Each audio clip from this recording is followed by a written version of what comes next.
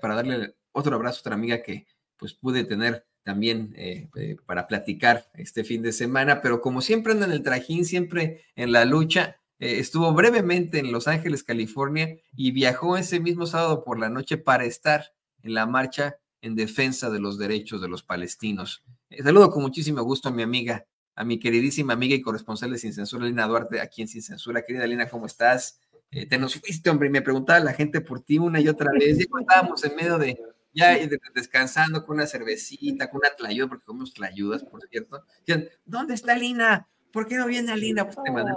Ay, no, pues mira, querido Toño, pues de hecho, ustedes saben, yo estaba en un curso de formación en Tucson, Arizona, y de repente, bueno, se dio la oportunidad que pudiera yo asistir a este encuentro de Claudia Sheinbaum con las y los paisanos ahí en Los Ángeles, pero esa misma noche salí porque teníamos también aquí deberes pendientes y cosas por hacer que específicamente tenía que ver con esta movilización en pro de los derechos palestinos. De hecho, fue muy impresionante porque ese mismo día tú estás ahí en el teatro, querido Toño, la marcha en favor de Palestina en Los Ángeles pasó afuera del teatro también del Million Dollar en Los Ángeles, y me sumé también a la marcha de Los Ángeles, fui a dar unas vueltas ahí con la marcha y después ya me regresé otra vez al teatro, pero sin duda pues era un deber también estar por aquí en la ciudad, y me dio muchísimo gusto ver a muchos de quienes nos ven aquí en Sin Censura, de quienes han ido también a apoyar, y eso ha sido también gracias a Sin Censura, quienes han ido a apoyar estos esfuerzos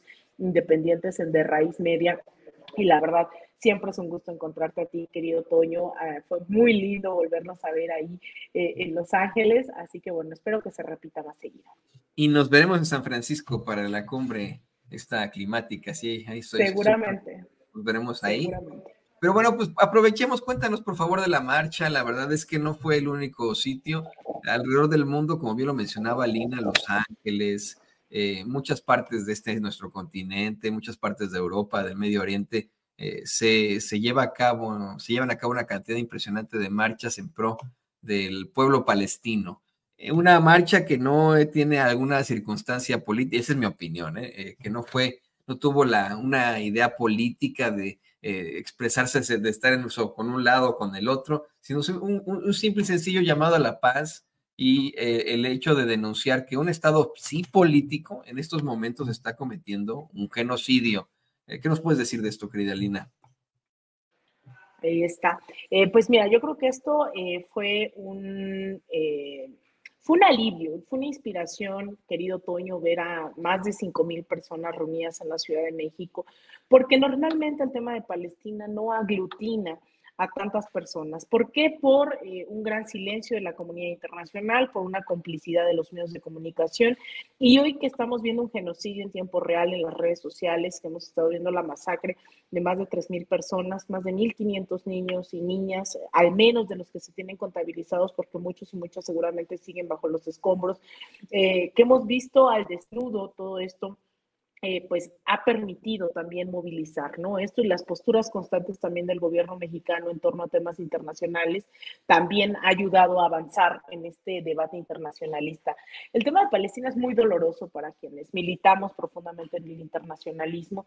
El tema de Palestina ha sido invisibilizado sistemáticamente porque los intereses del sionismo, ¿no? Que no es lo mismo la comunidad judía, de este sector que se ha beneficiado de esta ocupación, pues ha permitido hacer un grupo de presión muy amplio en varias partes del mundo. México también no es la excepción.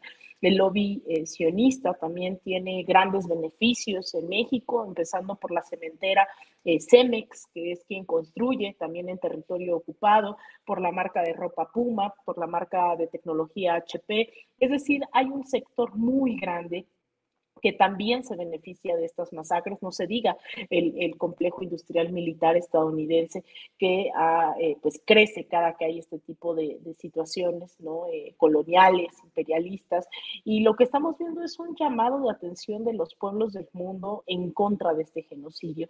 Este fin de semana no solamente fue la Ciudad de México ni Los Ángeles en donde estuvimos, estas marchas se vivieron en Caracas, en Bogotá, se vivieron también en más ciudades de Estados Unidos como en Chicago, como en el propio Washington, D.C., unas marchas multitudinarias también en Nueva York, en Londres también. el día sábado, si no me equivoco, se movilizaron impresionantemente en Estocolmo. Es decir, una visibilización que se ha permitido también por las redes sociales, porque cadenas como BBC, como CNN, siguen insistiendo en que están atacando a grupos terroristas y hay que seguir insistiendo en que esto es mucho más complejo. Territorio era un territorio ya ocupado, ¿no? Administrado, entre comillas, que era como se le decía también a la colonia, ¿no? Por el Reino Unido. Y después este fue cedido, ¿no? Bajo los deseos de un grupo de sionistas para que empezaran a migrar hacia territorio palestino y después empezaron a ocupar el territorio. Son varias las propuestas que se han hecho, a pesar de que es una ocupación, se ha propuesto que se hagan 2 estados y que ahora lo que estamos viendo es cómo esto durante 75 años fue una constante, pero ahora tenemos redes sociales que nos permiten ver en tiempo real la masacre de muchos niños, de muchas niñas, de al menos una veintena de periodistas que han sido asesinados, de varios funcionarios de la Organización de las Naciones Unidas, es decir, gente que evidentemente no es terrorista, ¿no? Es muy fuerte ver cómo está ocurriendo todo esto en tiempo real y solo las movilizaciones y las presiones internacionales, querido Toño, van a hacer que esto logre detenerse. Esto no es una cuestión de derecho internacional, esto es una cuestión de vida o muerte, esto es una cuestión en donde si no salimos y alzamos la voz de forma y sumamos, ¿no?, esfuerzos, esto puede ocurrir en cualquier parte del mundo y tan así, Toño, y con eso cierro, que hubo una evaluación incluso de los grupos sionistas para ver en dónde ocupaban territorio. Palestina fue una de las opciones por pues estar Belén, Jerusalén. Sin embargo, también en algún momento se contempló lo que hoy es el Esequibo, en la parte de Venezuela, la Guyana Francesa, también Alaska, Canadá, en la parte también de África, es decir, hubo una evaluación de en dónde iban a cometer este tipo de acciones este grupo sionista y al final decidieron que es en Palestina. Pero si no logramos detener esto ahora, puede ocurrir contra cualquiera de nuestros pueblos con la más alta de las impunidades. De verdad eso es atroz, ¿no? Que ni siquiera estas movilizaciones masivas puedan detenerlo, así que también pues yo creo que estas demandas que salían en las marchas de romper relaciones con Israel o de evidenciar el cinismo de la comunidad internacional, donde en otros países ponen bloqueos, sanciones y en Israel hasta les dan más financiamiento en el Congreso de Estados Unidos, pues también evidencia esa hipocresía que hay que seguir, no solo evidenciando, sino hay que detener, querido Toño. Sí, te iba a decir que le voy a pedir al equipo que por favor nos grabe, que desde muy temprano he venido planteando esta reflexión. Considero de que estamos en un momento muy difícil para la humanidad, un punto sin retorno, un punto de inflexión en el que podremos en algún momento hablar del antes y del después, en el que podemos pensar en un momento que cambia a la humanidad como lo fue la Ilustración en su momento, como lo pudo haber sido el Renacimiento también en su momento. Creo que si nos descuidamos, podríamos permitir que esa derecha pues retome el camino y retome su fuerza en algo que hemos conseguido los que luchamos por el progreso. Y me gustaría, pues ya para cerrar, porque sé que andas aquí también del tingo al tango, me gustaría escuchar tu opinión sobre el resultado en las elecciones en Argentina. Se van a la segunda vuelta, no gana Milei como se esperaba, y bueno, para beneplácito de muchas personas. En todo caso, obtiene la mayoría Sergio Massa, pero debido a la cercanía entre ambos candidatos, se van ya a la segunda ronda. ¿Qué opinas de esto, Alina, bajo la perspectiva de que se trata de un tipo completamente desquiciado de la ultraderecha? Mira, en realidad lo peligroso es hacer un poco este símil con lo que estamos viviendo en México. Esta ultraderecha no avanza solo por coincidencias, avanza porque logra disputar el sentido común dentro de las poblaciones, ¿no? El hecho de no tratar de entender los procesos estructurales, las condiciones de neocolonialismo que se viven. Y es verdad, también es una crítica a las izquierdas que han gobernado y que de repente en el gobierno no logran disputar ideológicamente también y permite que lleguen estas ultraderechas. El kirchnerismo estuvo en el gobierno más de 12 años y aún así estamos viendo este tipo de episodios. Hemos visto cómo es que el Poder Judicial atentó en contra de Cristina Fernández, quien está inhabilitada, pero también estos discursos de odio llevaron a que el año pasado intentaran asesinarla. Ahí es en donde la izquierda tendríamos también que estar poniéndonos a pensar por qué es que llega Milei, por qué tiene por qué tiene 30% de aprobación dentro de la población. Es verdad que Sergio Massa llega con 36, 37% en esta primera vuelta, pero las cifras y los números obviamente no nos hacen ir a descansarnos y a cruzarnos de brazos, al contrario, es sumamente preocupante porque Sergio Massa tiene el 36,7%, si no me equivoco, por aquí lo anoté, tiene el 36,7%, mientras Milei tiene cerca del 30%, pero también vemos cómo es que pues una derecha que no necesariamente es la ultraderecha, como Patricia Bullrich, tiene el 23,8%, y también hay una apuesta que es abiertamente de izquierda, del Frente de la Izquierda y de Trabajadores, que es Miriam Bregman, que tiene menos del 3%. Es decir, estamos permitiendo que la izquierda ceda a la ultraderecha, que vayamos hacia el centro y que la gente no se quede convencida con apuestas realmente de izquierda. Entonces, sumando esto, evidentemente, entre Milei y Patricia Bullrich, que son la derecha, tienen ya más del 50% de los votos. Todavía no estamos tranquilos, es una realidad que puede ganar Milei si este voto de la derecha tradicional se suma en la segunda vuelta, mientras a Massa realmente quien se le podría sumar es este 3%, ¿no? Y llega al 40%, si acaso al 40% del electorado, más el otro candidato que también sería un voto que todavía no tengo certeza hacia dónde se iría. Pero ahí es en donde hay que preguntarnos, este escenario ya lo vivimos en el caso de Chile hace 2 años, cuando llega Gabriel Boric.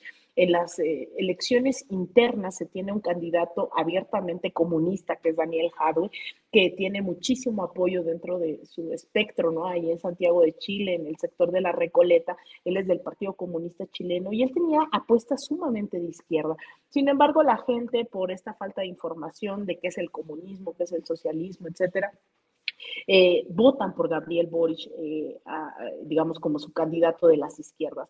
Y después se enfrentan a un José Antonio Cast, que es de ultraderecha, que es exactamente la réplica de un Milei. Milei es un poco más descarado aún, pero las apuestas políticas eran exactamente las mismas en Chile. Y termina ganando un Gabriel Boric por un voto antifascista, ¿no? Un voto en contra de la ultraderecha, que esperemos que eso es lo que logre primar en Argentina. Aún así, yo creo, Toño, que tenemos que seguir haciendo una pedagogía de las izquierdas, seguir explicando qué significa la derecha, porque la derecha no es solo ver qué privatiza y qué no, sino son proyectos de muerte, de acoso, de exilio, etcétera, etcétera. Es un proyecto de las minorías en contra de las mayorías y eso hay que seguirlo explicando, hay que seguir diciendo a la gente y sobre todo ahorita que estamos ya a un año de que acabe el gobierno del presidente López Obrador, que la apuesta y los cambios tienen que ser a largo plazo, que hay que cerrar filas, que se tienen que tener proyectos de izquierda, proyectos que reivindiquen las luchas sociales, que cada vez se sume más gente, pero bajo estas banderas, ¿no? Entonces eso también me hace pensar en el gran trabajo que tenemos aquí en México. Los grandes liderazgos se van, pero el pueblo resistiendo se queda, así que las tareas que nos quedan para el 2024 en México son aún mayores que las que nos corresponden hoy en día con la tranquilidad de tener en el Congreso, la presidencia, etcétera, políticas por las cuales se lucharon durante varias décadas, pero eso que todavía no está conquistado, eso es terreno fértil para la derecha. Entonces, estos debates de lo que está mal en temas de migración, o por ejemplo con las y los mexicanos en el exterior, que veíamos el sábado que le reclamaban a la doctora Claudia Sheinbaum, pues que los consulados pues también todavía no funcionan como deberían, ¿no? Entonces hay que poner atención en los consulados, pero también en las políticas migratorias de México, en las contradicciones del partido, movimiento, gobierno, etcétera, para que la derecha no saque ventaja y tengamos al rato, imagínense, se me imagina, Milei es una mezcla entre el Verástegui, Lili Telles, Kenia López Rabana, y para que se den una idea, este señor de verdad, facho, entonces, esos tenemos aquí, pero no permitamos que crezcan como espuma para que al rato nos disputen la presidencia, Toño. Así es, y vamos a ver qué pasa con el caso argentino. Mientras tanto, a mí no me queda más que agradecerte, querida Lina, por tu apoyo, como siempre, por estar aquí con nosotros, y nos vemos muy, muy pronto. Por favor, compártenos también tus redes sociales. No, hombre, gracias a ti, Toño, siempre por este recibimiento y obviamente a todos los que nos ven. A mí me encuentran en X como @Alina Duarte bajo, en Instagram y en Threads _Alina Duarte, y también me encuentran en mi canal de YouTube, y sobre todo les pedimos nuevamente que se sumen a De Raíz Media, donde estamos tratando de dar esta disputa colectiva desde las izquierdas, desde el feminismo, antiimperialismo, así que espero que puedan sumarnos, apoyarnos, dejarnos su like también en De Raíz-Media, que se suscriban a nuestro canal. Y pues bueno, como siempre, Toño, un gusto saludarte a ti, al equipo y a la audiencia de Sin Censura. El gusto es mío y muy pronto nos volveremos a ver. Claro que sí. Bueno, voy a buscar la canción, la cantamos después, querida Lina, y Me parece. ahí está nuestra querida corresponsal, la gran periodista Alina Duarte, aquí en Sin Censura. Y oiga, le pido al equipo que nos grabe.